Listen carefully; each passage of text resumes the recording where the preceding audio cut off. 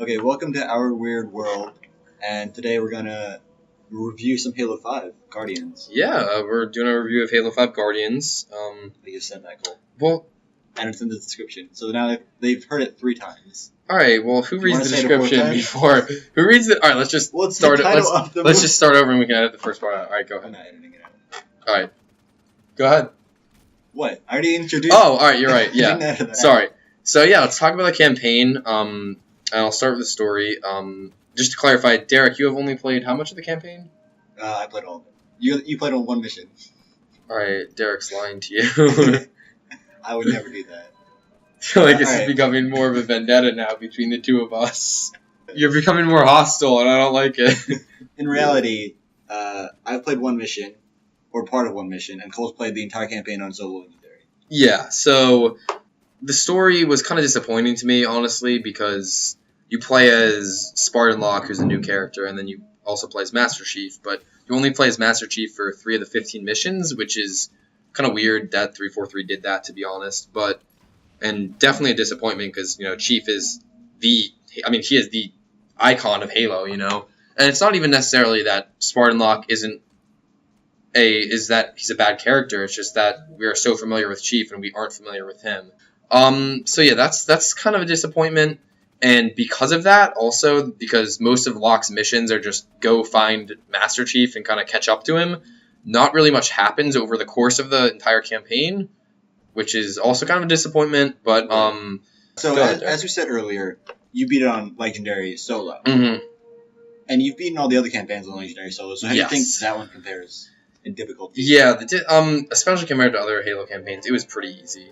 Okay. I'd say too easy, but I mean, I'm a huge campaign guy. I love playing the campaigns. All right, but also in that, I was just playing it, and you saw me getting down all the time. well, and yeah, That might be in the footage. I'm not sure.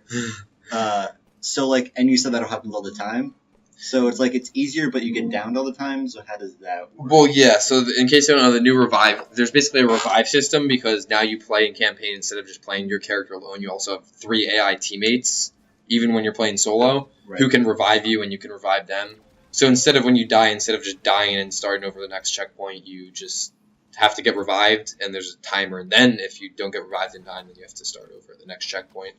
But yeah, this is an interesting idea and concept. I just don't think they executed it well, partially because your friendly AI is just terrible, as in most Halo games. But I mean, you get downed a lot and you get revived a lot, which kind of does make things easier. But it's also kind of frustrating, as I'm like Derek, you Yeah. were just playing. Yeah, and I'm so I played all the other campaigns on legendary too, and it seems that those are less frustrating than this because you get down so many times in this, but it's not like you restart. So if you die and you have to restart, then you take time and you have to think about it and go slowly. But this, if you get downed all the time and you don't have to restart, it seems a lot easier. I want to say in quotations, but also more frustrating. Yeah. So yeah, let's move on to the enemies and the vehicles. So I think overall with the enemies, they did a pretty good job. The biggest addition to the roster is the Promethean Soldier, which is kind of somewhere on the spectrum between a slightly worse elite and then a Promethean Knight, who they also changed in the game, which we'll talk about in a sec. But the soldiers are pretty cool. They still have a decent amount of health, especially on legendary, so they require a little bit to take down. And they're also agile because they kind of teleport all over the place, and they have all kinds of different weapons. So they're actually a pretty good enemy, I think, because they're kind of the Promethean staple. And kind of when you think of the Covenant, you think the Elite is kind of the main bad guy, and with the Prometheans in Halo 4, you kind of thought the Knight. They've also kind of buffed the Knight to make it a lot more bulky and have kind of more health, and it's kind of interesting where you fight the Knight, where you kind of have to physically shoot off different parts of its armor and then get to its core, which I really like what they did with the Promethean enemies in the game. Yeah, so along with the Promethean Knights being more difficult, also the Hunter is a lot more difficult. Oh yeah, so in past games, especially in the earlier ones, in Halo, the Hunters were pretty easy. I mean, Yeah, they're more seen as this huge, threatening enemy, but when you really fight it, they're not that difficult. yeah. They're slow and groggy, and you can just shoot them in the back a lot. Yeah, I mean it's pretty simple strategy to beat them. But in this game, the Hunters are a lot, not necessarily even that they have more health. It's just that they're smarter. One of the really cool moments for me when I first encountered Hunter in Halo 5 was I threw a sticky grenade at a hunter and it used its like shield arm to just like bat the grenade away, which was like not only just a really cool moment because like whoa that's awesome, but it also kind of requires you to change how you approach a hunter. You can't just like chuck grenades at it and just occasionally shoot in the back. So I really like what they did with the hunters. Without spoiling too much, there is an Promethean enemy called the Warden Eternal, which is kind of like a boss battle of sorts, which is definitely a little bit overused because it's kind of the same battle over and over again in a couple missions. Right. But as far as he goes as just fighting him, I think they did a pretty good job. Okay. But I don't want to say too much about him because we could get into spoiler territory. So along with advances in enemies also comes with advances in the vehicles. Yeah, Or and not advances maybe? yeah, the only vehicle they actually added into the game was a Promethean vehicle called the Phaeton. Yeah, the Phaeton is functionally similar to the Banshee. Almost exactly the same. The boost is a little bit different. I think I liked it. Just it had a really cool design. As that, all the Promethean weapons and enemies and vehicles are all designed very well. But that being said, that is the only vehicle they added. They brought back the Mantis and the Scorpion. All the Halo vehicle staples. But it is still a bit disappointing that they didn't add in like a UNSC, like a Falcon or a Hornet or something like that. But Okay, so let's finish up with like talking about the environment, and because I noticed that you can now break through some walls. Oh yeah, because you have the Spartan abilities, which we'll get to in the multiplayer, where you can like Spartan charge and like melee this huge melee through a wall. But just the art and the graphics in the game are just gorgeous. The face models and everything is great, but really what really impressed me in the game was just like the set pieces and the environment art. There are many times throughout the game where I kind of just like stop in the middle of a battle, just kind of look around and admire like the background and all the cool stuff. They have some really cool environments. So something I'm curious about, just real quick. So we played Master Chief Collection and we saw Halo 2, the cutscenes for that. Mm. How do you think these cutscenes compare? Because those were spectacular. Oh yeah, they were. I remember like when you see the cutscene with the Gravemind and Halo 2 Anniversary, it's just like jaw dropping. And I think because we saw that, it's almost like for me at least personally, it's less of an impact because it's not like really too noticeable of a difference between the two games and the cutscenes. They still look phenomenal. I don't want to take anything away. The lighting is just great, but in terms of that sense of awe that you get where like wow, like, and you still get that to a certain extent, but I think now that games are a lot of games are like that now with the cutscenes, it's not as much of a shock. Okay, so now we're going to talk about the Halo 5 multiplayer, and that seems to be really the main thing that Cole and I find interesting, minus Warzone. Yeah, we play a lot of Arena rather than Warzone and Forge and custom games. So we're going to start it by talking about Warzone, because we know that pretty well.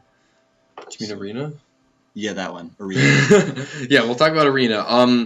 And we'll get into Warzone and Forge later. But just the weapons, I think, is definitely one of the best parts about Halo 5, because they really did a great job of balancing a lot of the weapons, not just the power weapons, but also just like the Magnum, which they did a great job of making that actually a usable weapon. The Magnum, the assault rifle, like the SMG, the DMR, and the battle rifle are all just like they did a great job of balancing them, right. And they all feel like usable at certain ranges. They all have certain strengths. Exactly. Like the assault rifle and the SMG are more close range weapons, but that doesn't mean you can't use either of them semi-effectively at like medium range. And the pistol especially I think is kind of where that kind of idea shines, because it's basically usable as even a long range, a medium range, and a close range weapon without being overpowered, like it was in Halo 1.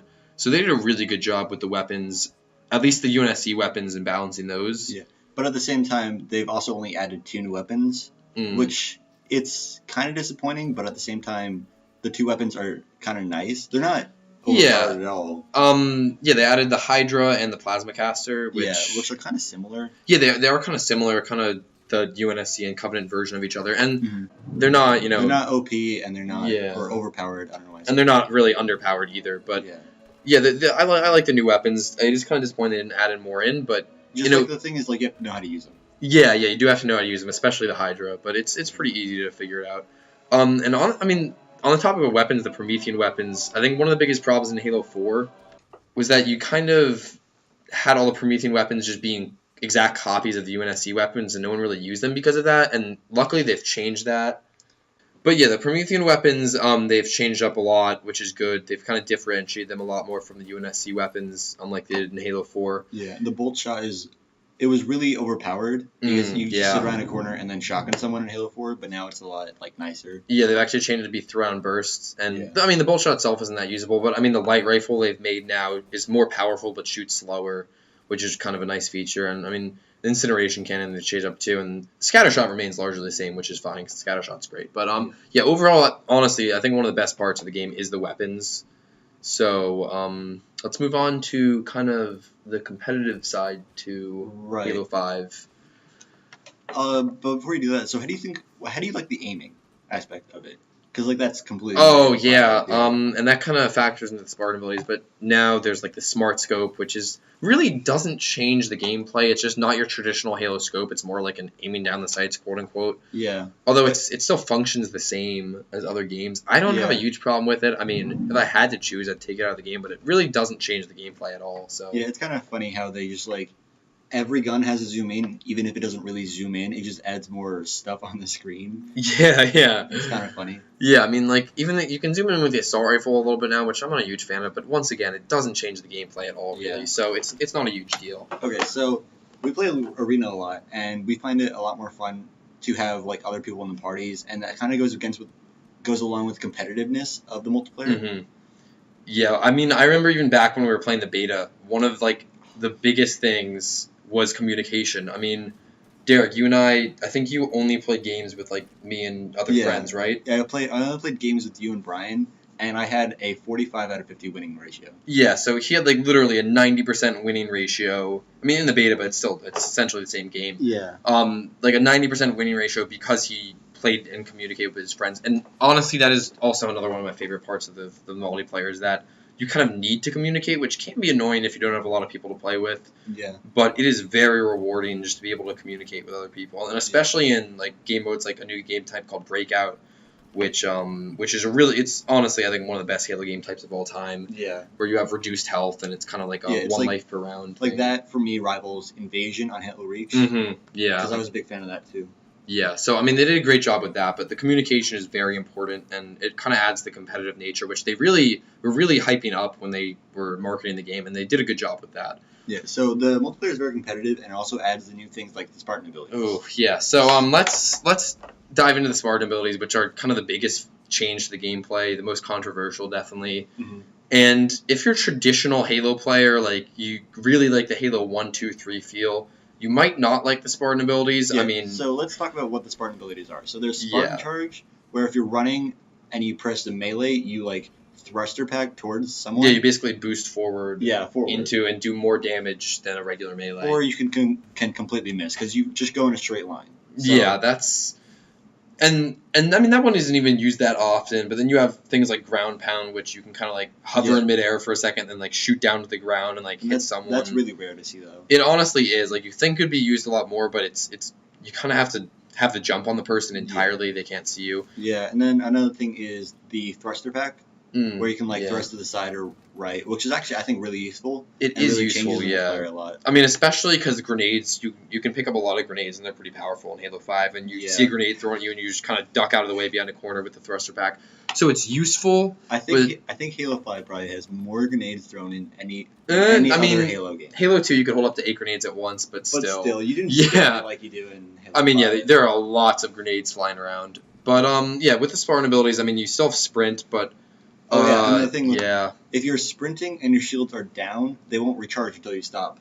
sprinting, which- yeah. My friend thought would slow down the gameplay. I don't think it really does that. What do you think? I mean, the thing is, we could talk about how sprinting speeds or slows up and down the gameplay, but that's kind of a whole other thing. I mean, it's a nice way to balance sprint, so that way people can't just continuously run away and around the map forever, you know. Right. But I mean, I think if you have to put sprint in the game, then that's one of the best ways to do it. I mean, the problem is, especially for more traditional Halo players, with the entire Spartan abilities, is that it a lot of times restricts your ability to both move and shoot at the same time, which is kind of what Halo was founded upon. Mhm. And I mean, if I could have designed the game, I would have taken out all the Spartan abilities. But that being said, the fact that they're in the game and I don't know. I think that I like it a lot. yeah, I like as as far as them being in the game goes, they did a pretty good job of putting them in and kind of Yeah. working them in. For me, I think the sprinting speeds up the game, like it does in like I thought it did in Halo 4. Yeah. It sped up the multiplayer and made it more intense for me. But that being said, I also like how they limited it by you needing to stop to recharge your shield. Yeah, I mean the whole sprinting thing is kind of a whole nother conversation. But Okay. I mean, yeah, like the cool thing about the Spartan ability is you can kind of chain them together. I mean, you could sprint, then jump, then thruster pack, then even use a thing called like stabilizer, which you kind of hover in the air for a few seconds. You can Right. also use it to like get a few more like feet out of your jump, and then kind of like clamber onto a ledge, and that's kind of satisfying and fun. Okay. But So yeah. something that was pretty big in Halo 4 was the custom loadouts. Yeah. And we don't have that in Halo 5, but we have this thing called the rec systems. So what do you think about the rec Yeah. systems?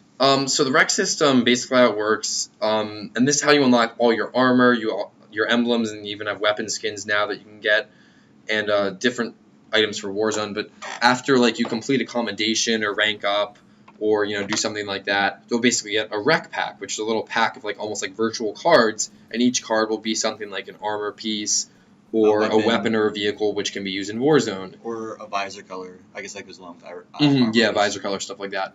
Now, I kind of hate the rec system because it leans heavily towards Warzone players because you'll get things like, oh, I got a Scorpion, which then you can call in the middle of a Warzone game.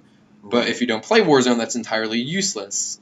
Right. But I mean, on the other side, you can sell it for like 50, Mhm. Yeah, 50 yeah. rec points or something like that. Yeah, so it's not entirely flawed, but that's not even my biggest complaint about it. My biggest complaint about the rec system is that you unlock everything randomly. So, Yeah. like, I think back to, like, the days of Halo Reach, even if, like, some of the armor pieces were a little bit overpriced, it was kind of like we were always working towards buying an Yeah. armor piece, like, working up to get it, and now you entirely lose that. Yeah, personally, I love everything about Halo Reach. I think it's the best Halo. I know like a lot of people are going to disagree, but I think it's the best Halo out there.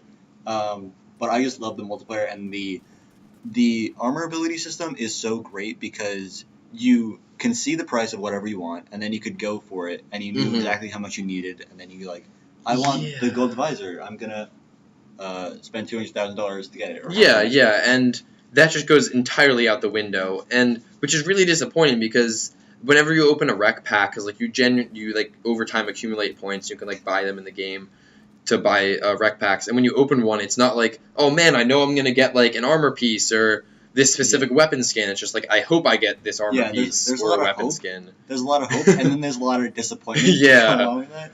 Because a lot of the times, for me and Cole, we'll get like things that are useful for Warzone, and we don't Mhm. really like Warzone, which we'll probably talk about in like in a minute. Yeah, And then it's like, oh, cool, I got this cool weapon. that I can I'm only use- never going to use. This like weapon certificate, and I'm like, I'm not gonna use that. And it's kind of weird because they have like hundreds of armor pieces and helmets in the Yeah. game, like literally hundreds. But Yeah. with all that customization, they don't really allow you to customize it that much, which is kind of disappointing. But Okay, so yeah, let's move on to Warzone. I was gonna say that. Oh, sorry. All right. Go ahead, Derek. No, You no, can no, say it's fine. You got it. All right. All right, no, I got it. Let's move on to Warzone. So yeah, I mean, for me, I played like 5 games of Warzone, and it's not even that I dislike it that much. It's an interesting concept. If you don't know what it is, it's just basically that it's 18 versus 18, or no, sorry, 12 versus 12. Excuse me, 12 versus 12, and Spartan player versus player. But there's also enemy AI in the game that you can kind of fight and different things, and it's kind of a very interesting concept. It's obviously not a very competitive game type, Mhm. which I mean, Derek and I clearly tend to lean more towards the competitive. And But judging by how many things are for the Warzone, I feel that 343 spent a lot of time on Yeah. Warzone. And for me to not like it, it's kind of disappointing. Mhm. But I think a lot of people do like it, so I Yeah, and can't it, really say anything. I mean, once again, for me, it's not even that I dislike it. It's just that it's like I personally get more. Yeah, I get more utility enjoyment out of playing Arena than playing Warzone. And I mean, it's certainly a very interesting and kind of unique experience in Halo, one that you've never had before, where you're fighting both Spartans and then you have like Covenant and Promethean enemies in the mix, and it just provides some kind of unique gameplay. But I mean, personally, I just don't like the idea where you can kind of like call vehicles in and power weapons in just like on the Right. fly that you've gotten from outside the game, because that was my big problem with Halo 4 is the custom loadouts of you bringing things into the game rather than, and you still start out equal, it's more or less. But it is kind of annoying when like the enemy team calls in like 5 Scorpions like back to back because people just have that. But So the way I think about the reason I don't like Warzone that much is because I find Arena to be a lot more tactical, and I prefer games that are more tactical. Because Warzone seems like you run in there, shoot a few guys, die, run in there, shoot a few guys and die, and it's like very Call of Duty-esque. Yeah, I mean, you can't. It's hard to have an entire team of 12 people communicating at once is the problem, and then even if you were in like a huge party of 12, but you're just playing with randoms typically. So, I mean, Warzone, you might love it. I mean, I don't dislike it, but I mean, it's certainly there. It's an option. So it's good that 343 added it in, but just personally, it may not be for you like it is. So let's finish this recording out with some talk about Forge and custom games. Okay. Which I know everyone is a fan of the Forge. Well, no, here's the thing. Sarcasm, by the way. All right. I have done very little Forge. I was so excited for it. I was so hyped up for this Forge. Especially once they revealed it, and because they added so many things with the scripting, the terrain pieces, and the blocks. Just like thousands and thousands of pieces. Like I don't even know what to do with half them. Yeah. And if you're like a huge like map maker, cartographer, custom games guy, like absolutely the Forge might work out for you. But when I first got into Forge, I just could not stand the controls. They were very different from previous games. Go ahead, Derek. And you used Forge a lot in Halo 4, and did you use it in Master Chief Collection? Yeah, Master Chief Collection. Reach I didn't use a whole lot because I was just kind of getting used to it. But how did you feel about just real quick? How did you feel about the one in Master Chief Collection? If they just took a sort of better version of that into Halo 5, would you like that? No, well, the Forge itself, like the mechanics and the blocks, I think they did so well because it's not just a better version of Master Chief Collection. It's like way better. It's like it kind of feels like when you got from Halo 3 to Halo Reach, the huge jump in Forge. It feels like that from this jump to the Master Chief Collection in Halo 5. Mm-hmm. But like for me, just the controls, like it's so overcomplicated just to move a block. In previous games, like you hit A and drag it, and now it's like you have to like hit a button and hold down another one and drag it. Yeah. And all of that is very disorienting for someone who's been forging, maybe not like professionally or well or even consistently from Halo 3, but for like 3 or 4 Halo games, you've been forging with these essentially the same controls, and suddenly you're thrown into this entirely new world. And they have a lot of cool new features. I don't even know the half of them, honestly, but I haven't gone back to it, which is kind of surprising to me even because I love Forge, but I just couldn't stomach the controls. I really couldn't. It may be too high of a learning curve. Not like learning curve, but just like way too complicated for the average forger to get used to. Yeah, and that's I think that's a really good point because and it ultimately depends on you, the player, as whether are you dedicated to Forge, how long have you been forging, or how adaptable are you, I guess. It certainly has almost limitless potential. Like honestly, the amount of blocks and features they've added with the weather and all this stuff and lighting is just crazy. But if you can get past that kind of hump, then I think you should be good. But for me, that wasn't the case. So we've been going for pretty long now, so let's wrap it up. So this game was $60. I don't know if it still is. I would imagine $60 plus this. Does it have a season pass? I don't think so, but they've released a lot of DLC for free, so yeah. So let's just say $60. Do you recommend buying for $60? I guess that kind of depends on how big of a Halo fan you are and whether you like the changes they made in Halo 5 Guardians. I know that's kind of a vague statement, but like for me, honestly, if I could go back, I don't know if I would pay $60 for the game because I didn't get nearly as much out of the campaign as I thought I would. The multiplayer is absolutely fun, but I'd say definitely make sure you have a couple friends to play it with because otherwise it might be a little bit frustrating unless you're very skilled. Overall, the game is great, and depending on who you are as a gamer, I think you have to make the decision yourself whether you want to wait for it to go down in like a year or you want to buy it now for $60. So, Derek, what are your thoughts? I'm thinking that like if you really love the storyline, you might want to buy it. But I would. It's not a great story, but if you want to learn where it goes, you should probably buy it. But do not buy it for $60. I don't think it's worth that much. Yeah, if you're really hyped for the game, I feel like you would have already bought it for $60 by now. So I mean, who knows? I mean, And you might have been disappointed. yeah, you might. Yeah, I mean, I was definitely disappointed by a lot of the things in the game, but there are Yeah. also a lot of things in the game that I enjoyed. So it's kind of a mixed I know, review. I know we have a friend who just hates everything about it. Oh, yeah. He's like, never buy this game. But no. That's not what we're saying. We're saying buy it for, I'd say, like, $40. I'd say it's worth $40. Yeah, I don't really know if I can put a price tag on it, but honestly, yeah, I don't think it is worth the $60 because, and that might be the traditional Halo fan in me talking because of all the changes they've made. Mm-hmm. But I mean, it's up to you whether you want to get it for that much or not. So, yeah, Halo 5 Guardians. Good review. That's a review. Yeah, overall, good game, not a great game, I guess.